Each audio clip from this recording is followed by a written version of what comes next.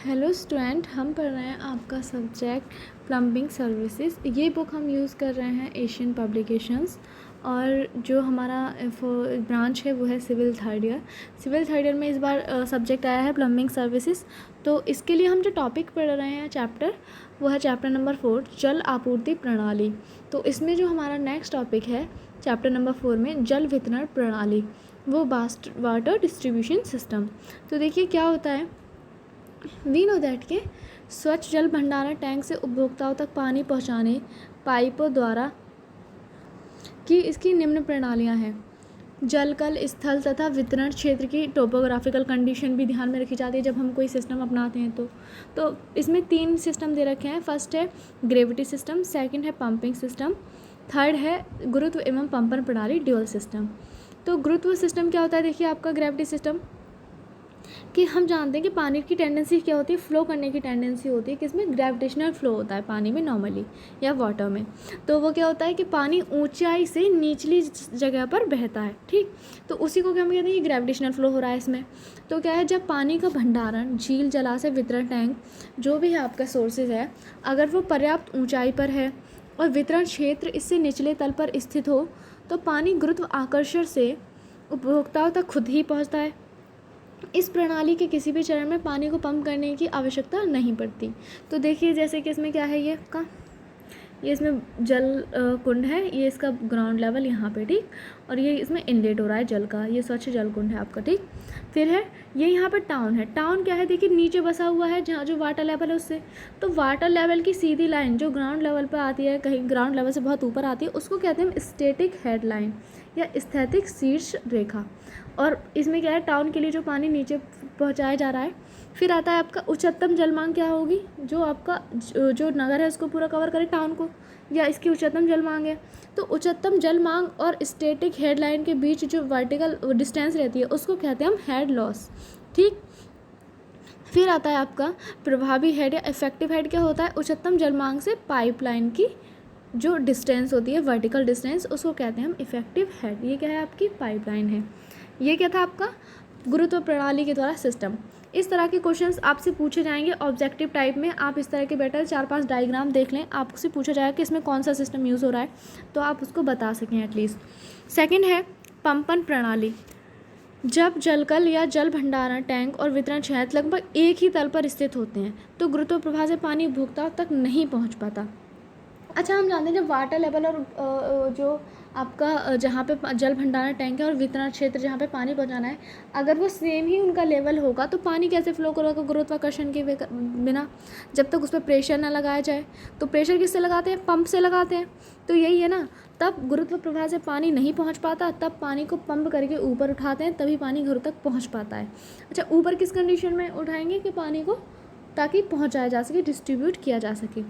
पंपन प्रणाली गुरुत्व प्रणाली से महंगी होती है, क्यों, क्योंकि इसमें बहुत सारे पंप यूज़ होते हैं, जबकि ग्रेविटेशनल फ्लो में पंप लगाने की ज़रूरत ही नहीं है। मैदानी क्षेत्रों में क्योंकि नगर जलकल से कुछ ऊंचाई पर बसा होता है, पंपन प्रणाली अपनाई जाती है। जैसे देखिए, ये इन्होंने पंपन प्रणाली का क्या है, डायग्राम दे रखा है। क्या है ये आपका वाटर लेवल है, जल प्रवेश कर रहा है, ये आपका ग्राउंड लेवल है। ग्राउंड लेवल पानी का लेवल से नीचे है, और उससे ऊपर क्या है, टाउन बसे हुए हैं, ठीक।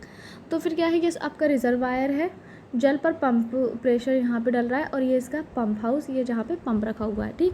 ये आपकी पाइपलाइन है, डिस्ट्रीब्यूटेड लाइन जा रही है, और ये आपका टाउन है। तो इसमें क्या हुआ कि देखिए, इसमें जो स्टैटिक हेडलाइन कहाँ होती है आपकी, स्टैटिक हेडलाइन जो आपकी रहती है वो रहती है आपकी जब पंप प्रेशर ऑन वाटर होता है उससे बहुत ऊपर, मतलब टाउन से बहुत ऊपर स्टैटिक हेडलाइन होती है। फिर आता है आपका उच्चतम जलमांग, इसकी ये रही, और ये हेड लॉस और प्रभावी हेड, ये है वही चीज़ है जो आपने पहले पढ़ी थी। इसमें बस आपको ये याद रखना है कि इसमें पंप की आवश्यकता होती है पानी को ऊपर उठाने के लिए। फिर आता है संयुक्त प्रणाली। इस प्रणाली में देखिए क्या है आपका, क्यों ड्यूअल सिस्टम है। इस व्यवस्था में पेयजल को पंपों द्वारा ऊंचाई पर निर्मित भंडारण टैंक में भरते हैं, और वहां से गुरुत्वाकर्षण द्वारा निचले क्षेत्रों में पानी पहुंचता है। उपभोक्ताओं को पंप द्वारा पानी को सीधे भेजने की व्यवस्था भी की जाती है। जब नगर में पानी की मांग कम होती है, पेयजल उन्नत टैंक में भरता रहता है। जब पानी की मांग बढ़ती है, जल उन्नत टैंक तथा पंपों से सीधा उपभोक्ताओं तक भेजा जाता है। संयुक्त प्रणाली ऊपर चर्चित दोनों प्रणालियों से बेहतर है, क्योंकि पानी भंडारण टैंक में हर समय उपलब्ध रहता है। तो देखिए ये क्या है, इसमें क्या है, देखिए ये आपका स्वच्छ जल प्रवेश, ये आपका रिजर्वायर था, यहाँ से पंप किया पानी को और किस में भेजा गया, इनलेट के द्वारा ओवरहेड टैंक में। ठीक, फिर ग्राउंड लेवल है, ये आपका टाउन बसा हुआ है। ठीक, ये आपका पाइपलाइन जा रहा है। तो जहाँ तक जो वाटर लेवल होगा इसका, ठीक, वो क्या कहलाता है आपका स्टैटिक हेडलाइन, शीर्ष हेड। और जो उच्चतम जल मांग होगी वो आपकी क्या कहती है, ये वाली जो लाइन जा रही है, उच्चतम जल मान से जो न्यूनतम जल जो आपका स्थैतिक शीर्ष हेड होता है, इसको क्या कहते हैं हम, हेड लॉस कहते हैं। और उच्चतम जल मांग से और जो पाइपलाइन होती है उसकी वर्टिकल डिस्टेंस होती है आपकी इफेक्टिव हेड। तो ये आपका क्या कहता है, ड्यूअल सिस्टम। इसमें देखिए पानी का गुरुत्वाकर्षण फ्लो भी होता है और आपका जो पंप के द्वारा पानी ऊपर पहुंचाया जाता है। फिर है पंप्स एंड पंपिंग। पानी को निचले तल से ऊंचे तल तक उठाने के लिए तथा पाइपलाइन में जल दाब बढ़ाने के लिए पंप लगाए जाते हैं। पंप चलाने के लिए वाष्प engine, diesel engine, gasoline engine अथवा विद्युत मोटर प्रयोग की जाती है। जल सोर्स पर, प्रशोधन प्लांट पर तथा वितरण प्रणाली पर पंप लगाने पड़ सकते हैं। नलों में उचित जल दाब उत्पन्न करने के लिए इन पर बूस्टर पंप लगाए जाते हैं। पानी के पंपन के लिए निम्नलिखित पंप उपयोग में लाए जाते हैं। पहला आपका डिस्प्लेसमेंट पंप, रेसिप्रोकेटिंग पंप, प्रतिगामी पंप, और दूसरा है आपका रोटरी पंप, घूर्णन पंप। तो देखिए विस्थापन पंप या रेसिप्रोकेटिंग पंप जो होता है, ये विस्थापन पंप के कक्ष में हरकत करने वाले का एक अंक पिस्टन या गियर लगा रहता है, जिसे यांत्रिक शक्ति द्वारा विस्थापित करने पर कक्ष में वैक्यूम, जिसे कहते हैं आप, निर्वात उत्पन्न होता है, जिसके कारण पानी पंप में खिंचता चला आता है। इसकी क्या कार्य प्रणाली है, देखिए रेसिप्रोकेटिंग पंप की, ये इसका सिलेंडर है कोई, ठीक, ये क्या है, सक्शन पाइप, चूषण पाइप जो रिजर्वायर से पानी खींच रहा है और सिलेंडर में आ रहा है। ये है पिस्टन और यह है क्रैंक और यह है कनेक्टिंग रॉड, जिसे अगर ये यहाँ पे घूमेगा तो पिस्टन इधर को मूव करेगा इस साइड में, ठीक, और अगर ये पूरा खोल देगा संयोजी दंड को तो पिस्टन इस साइड में मूव करेगा। इस तरह से वैक्यूम उत्पन्न हो जाएगा। फिर क्या है आपका, ये है आपका डिलीवरी पाइप, यहाँ से पानी क्या होता है, डिलीवरी होता है। फिर आता है आपका अच्छा रोटरी पंप। देखिए रोटरी पंप भी दे रखा है इन्होंने। रोटरी पंप में क्या दे रखा है, दो रोड्स हैं, ये दो रोड्स हैं, कौन से, ये वाले, एक धुरी से जुड़े हैं ये दोनों, और दोनों विपरीत दिशा में घूमते हैं ताकि दोनों एक दूसरे टच करें। ठीक, जब ये विपरीत दिशा में घूमते हैं तो इन दोनों के हवा में बीच में जो एयर है वो एंट्री नहीं करती। ये चालक गियर है और ये केसिंग है बाहर, ठीक।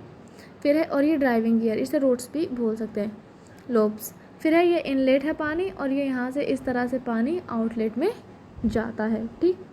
ये क्या था आपका रोटरी पंप। फिर है अपकेंद्री पंप, सेंट्रीफ्यूगल पंप। देखिए ये मोस्टली यूज़ होता है आजकल। इसके दो टाइप में बांटा गया है, सर्पिल pump, वॉल्यूट pump and turbine pump. Centrifugal pump जो होता है सेंट्रीफ्यूगल फोर्स के सिद्धांत पर कार्य करता है। इस पंप की धुरी पर प्रणोदक लगा रहता है, जिसके क्षैतिज अक्ष पर तेजी से घूमने पर पंप के भीतर आने वाला पानी अपकेंद्री बल के कारण अपनी मूल दिशा के समकोणक ऊपर